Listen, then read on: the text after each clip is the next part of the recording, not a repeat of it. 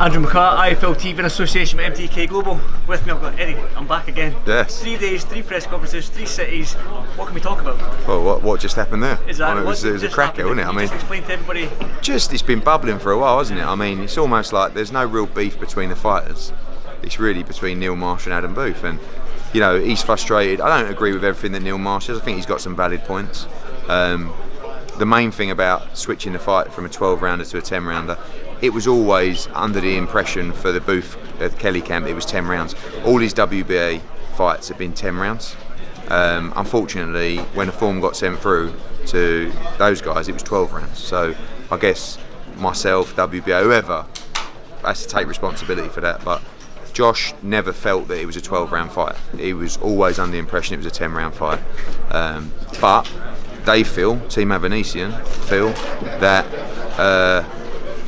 he pulled out of the fight and he wasn't ill, you know, and he cost him his opportunity. Listen, I remember going to the hotel that morning, to have to tell David Avanesyan and Neil Marsh the fight was off. Like I said, Avanesyan looked at me like he was going to kill me. You know, he trained for 6 months for this fight, so they believed that, you know. And then obviously Josh Kelly boxed Ray Robinson. He came back. He had a hand injury in a Ray Robinson fight. He had a baby as well.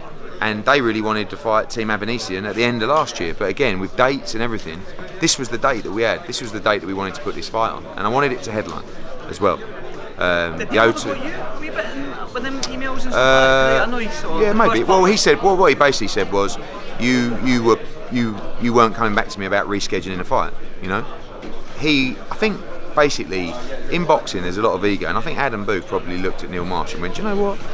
Fuck off, right? So we went and boxed Ray Robinson at Madison Square Garden. That was a tough fight as well. Don't forget, Ray Robinson's a quality fighter, and he chose that fight instead. Then, since Avanesyan has come on so strong, he knocked out Laranja in front of 9,000 in Bilbao. He did it again in a rematch. He just beat Del Rio in Spain in a round. The fight's become so big that Josh has called for this fight, you know what I mean? And I'm so happy it's happening now as opposed to 14 months ago. Don't forget, Andy, 14 months ago, Josh was a massive favourite in the fight with the bookmakers. He's now the outsider in the fight in 14 months. So look at what's changed. And Avanesyan is now ranked top 10 with every governing body. If Josh wins this fight, he goes top 5 of every governing body. He's right there for a world title shot. This is a massive fight, massive moment for him. And you know, with all our young fighters, there comes a moment where you take that big challenge, that big step up. You know, for Josh, it was Anthony Joshua, it was when he boxed Dillian White.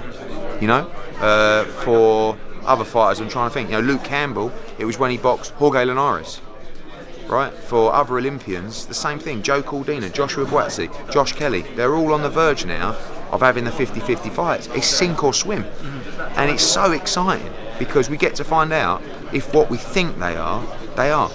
You know, Adam Booth says to us, this kid, I'm telling you, he's got everything, he's special. Well, then let's see it. So all the fights that you've had to endure with Josh Kelly looking $1 million, 8 left hooks, you know, and people saying, this kid might be the one. Well, let's find out if he is the one. And on March 28th, we get to find out if Josh Kelly is the one. Is it the same with Josh, like his last 2 performances out in New York, I was out in Arizona for his Winston Campos. He's sort of been maybe a little bit off par with his performances? Yeah, I think that last time, you know, he went from boxing on June the 1st to boxing on December the 20th. And it was 6 months nearly, you know, no excuses. Like the Ray Robinson fight was a big occasion for Josh Kelly. Madison Square Garden, America, new commission, new everything. It was a draw, could have gone either way, right? I thought he nicked the fight. But again, 3 American judges, right, gave the fight a draw. So people don't realise at that stage in his career what a step up Ray Robinson was. He drew with Kavalauskas, right, who boxed Crawford, you know, gave him a good fight. Ray Robinson is an avoided fighter. Josh Kelly went in and fought him. Probably should have fought Avanesyan instead, but now he gets it now as an underdog. So, you know, I think that it's a great opportunity for him, great moment, and this is the moment really where you become a star. Like headlining the O2, Sky Sports, The Zone. You beat this kid, you become a headline act. Talk about stadium fights, talk about pay-per-view, you talk about world championship fights. This is what he's got to. But Avanesyan's a tough son of a bitch. He ain't the different breed, these guys, you know? When we talk about, well, not me, but maybe you or these boys say, oh, I'm from Sunderland, mate. When we were brought up, this is another breed where these people come from. You know, I'm gonna give Nedry a shout. they eat wolves, right? Yeah. They don't really, but you know, like they train in snow this high. They're running up mountains. This is a tough individual, and this is a absolutely brilliant fight. The top table, the bottom table was a little bit welterweight heavy. Yeah. The reason behind that, I mean, we had No, not really. I mean, look, Conor Benn against Josh Kelly is in time a huge fight. You know, if they can both get to world level, that is a monstrous fight for British boxing. In terms of the two lads at the front, Luther Clay against Chris Congo, brilliant fight. I'm almost as excited for that fight as I am about Kelly Avanesyan, because you know, you don't see what goes on behind the scenes. People like Al Siesta, people like Chris Congo and his team, for years and years, phoning, I've got this kid, can you give him a chance? Oh, and then all of a sudden we give Chris Congo a chance, Luther Clay a chance in Italy, wins out there. But then it's like, okay, so then he wins again against Kuwait on the next gen. It's like, what do you want to do with Congo? They're not signed to us. And I said to him, look, Al, like, we've got so many fighters, you're going to have to do something spectacular. Tell me who to fight, no problem. Dillian White phones me up. He says, I'm managing Chris Congo. I really think this guy can fight. I said, I'll tell you what we'll do. Stick him in with Luther Clay. Blimey, it's been out for 11 months. I said, well, look, do you want to fight or not? Dillian White goes, yeah, too right. Speaks to the team. Chris Congo, I'll have that. Speak to Al Siesta. You want to fight Chris Congo? Oh, blimey. Kind of like we're two guys who are trying to get the leg up. We'll fight each other and the winner will get a leg up. You know?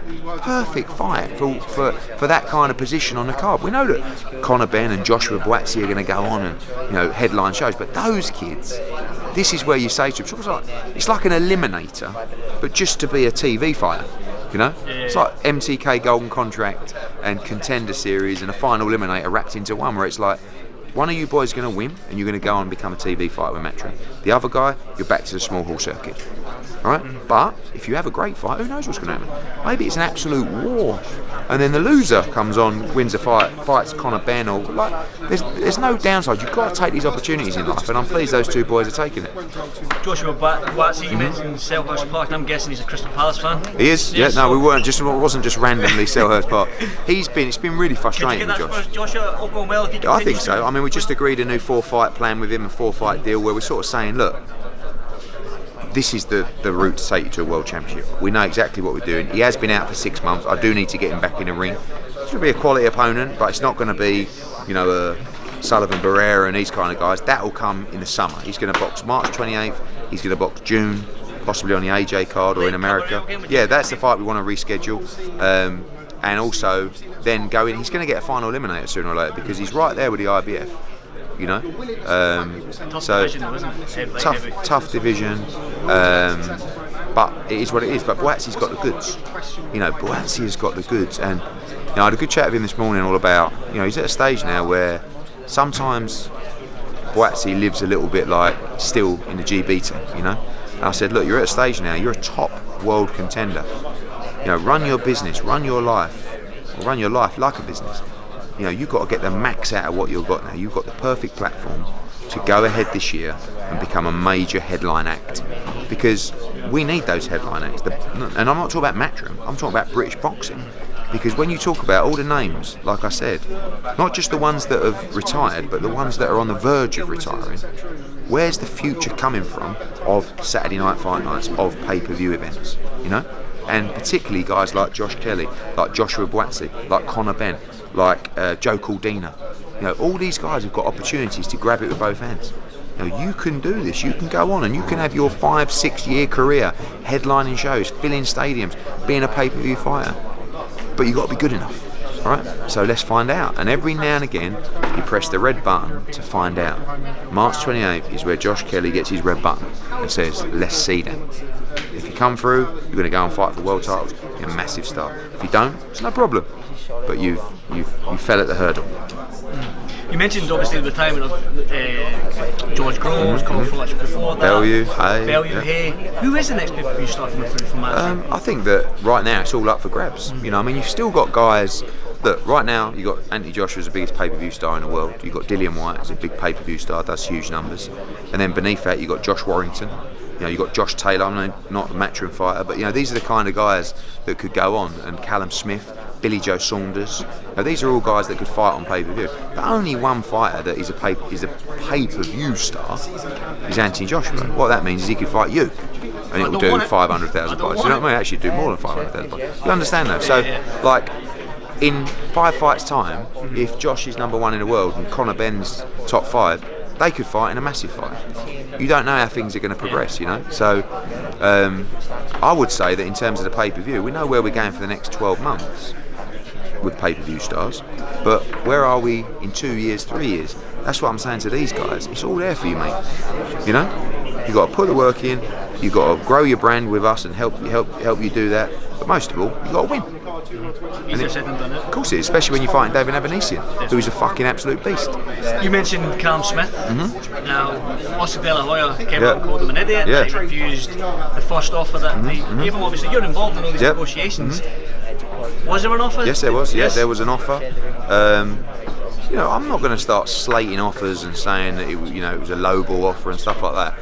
We know the market value. We're not Muppets. Unfortunately, for Golden Boy, that market value has been heavily inflated in the last 12 months for a variety of reasons. Mainly, there's been a series of new broadcasters coming in investing in the sport, and Canelo is up there with Joshua as the 2 biggest stars of the sport. We have the same problem with AJ. You know, the deal we're going to have to pay Kubrat Pulev. You know, we'd like to get him cheaper, but unfortunately, the market price has dictated that is the money. And with the offers they made, not just to Callum Smith but to Billy Joe Saunders as well, they weren't good enough. And it's never a question of, I never feel that a fighter, Oscar De La Hoya, you can't really come out and say, what's wrong with these guys? You know, like they're turning down these offers. You think Oscar De La Hoya would have accepted an offer back in the day that he felt didn't represent the value of him as a fighter? Of course not. So again, we're not a million miles apart, but the offer wasn't good enough. So, it was a little bit of a one-sided story. And that's why I went back to Dan Rafael and said, no, Billy Joe and Callum Smith have both received offers. They want the fight more than anything, and they will take less than they think they should get, but they will not take what you offered. So, we're here, let's talk. And as of yet, there's just been that one offer. Is this sort of hampered Callum Smith's chances of getting there? Because Oscar obviously sounded pissed off. Yeah, I mean, maybe he's frustrated because he wants to, May the 2nd is approaching. They'll want to get it boxed off next week. So once again, I think Oscar's probably frustrated because of the way the market's moved. And fighters are getting paid very, very well. But you can't give one world champion X and another world champion half X. People know what people have been getting. And I'm not saying that Billy Joe and Callum Smith necessarily are asking for what other people got, but they know that what people before them have got. Same problem we have with Anthony Joshua, like I said. People know what Andy Ruiz got. People know what Jarrell Miller got. So I'm the same, aren't I? Callum Smith will be looking at it saying, I'm WBA world champion, I'm WBC diamond champion, I'm Ring Magazine champion. So you've got an opportunity, Canelo, to come up, unify, and win the Ring Magazine title from me. So I think I'm quite valuable in this fight. And I believe that the offer that you made didn't represent that value. That's all. It's no beef. We still want the fight. We still understand we're the B-side. We're still hoping and begging, and Billy Joe Saunders, Callum Smith, and they're in the same boat. I think basically, it's no secret, is it? What do Golden Boy want in this situation? If Canelo's happy to fight Billy Joe Saunders and Callum Smith, who's going to get the fight? I'll let you answer. Come on, you can do it. You can do it. Ask the question again. You weren't even listening, were you? No. You got Callum Smith and Billy Joe Saunders. I just want to get it right. I don't want to piss the fighters off. And Canelo says, I don't mind which one of those I fight. Go and sort it out. Who's going to get the fight? Billy Joe. I don't know. Wait. I'm never giving you a job. The one who takes less money. Exactly, less money. Right? But Billy Joe said he would fight for free, so... Yeah, cool, I know. So cool, okay, But they're promoters. They're trying to make as much money as they can for themselves, for Canelo, for everybody, right? So if one guy's...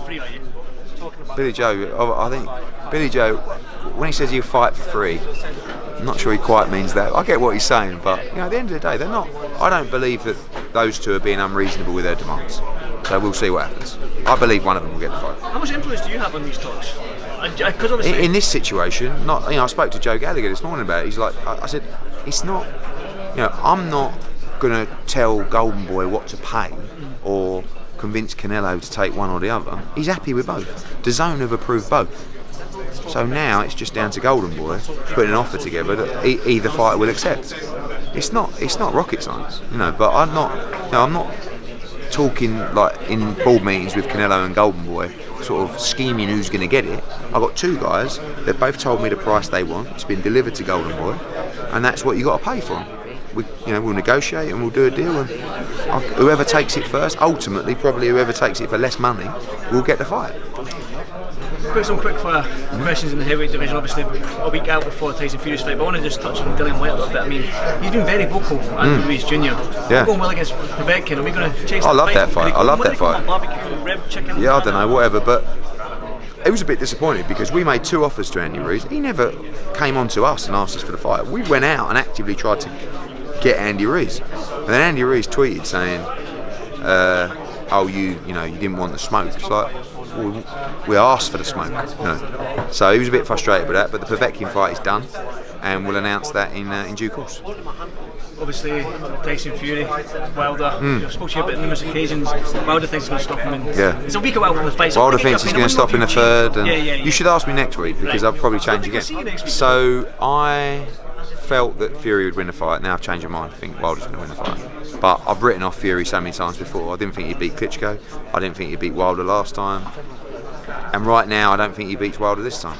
But then you watch Wilder and it's like, he's so bad. Like, I was watching the Ortiz fight the other night too, and I'm like, how is this guy doing what he's doing? The answer is because he's probably better than he looks, but also he can punch like fuck. But he's never going to outbox anyone. And he's definitely not going to outbox Fury, who might be one of the toughest people in the world to outbox. So if you can't outbox this guy, what have you got to do? You've got to cut the ring off. You've got to put the pressure on. You've got to be a bit reckless, and you've got to try and knock him out. And what Fury's got to try and do is run around the whole fight and be really awkward and win every round. Go back to the stall, Andy Lee and the boys to go 1 in the bank, well done. Before you know it, it'll be 6 in the bank, well done. He shouldn't lose a round. Luis Ortiz weren't losing 1 second of the fight until he got knocked out in the last fight. Fury, who is much more awkward than Luis Ortiz, he shouldn't lose 1 round against Deontay Wilder. So therefore, all he's got to do, it's only if he makes a mistake that he'll get beat. So with that in mind, just do what he did against Klitschko. Run all night, in jab bombs, score a point, off he goes, and behind the back. But that's what he does. You just mesmerise him, just frustrate him.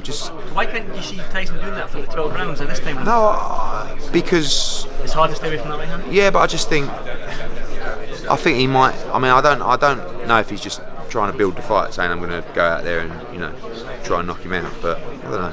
You don't really know what Tyson's thinking because he's felt his power, hasn't he? Although he never got chinned properly because he's so awkward, he would have felt the power. So maybe he's thinking, I don't want to risk going 12 rounds. I'm going to try and go for the knockout. But I can't believe that either because he can't. I mean, I'm not saying he can't knock Wilder out, but he don't have the power of the heavyweights to go in and render someone unconscious, which is what a lot of people can do against Wilder. But Wilder's very dangerous. On the Sunday morning, whoever the winner is, are you going to put an offer in to fight Joshua? Yeah, not really an offer, just really speak to them and say, are you doing a third fight? That's all, and if you're not, we'd love to talk about it. There's going to be massive pressure from everybody for the winner of that fight to fight AJ. But AJ's going to fight in June. Listen, even if they rematch, try and get him to do it in June or July. The fight is not going to take place till November, December anyway.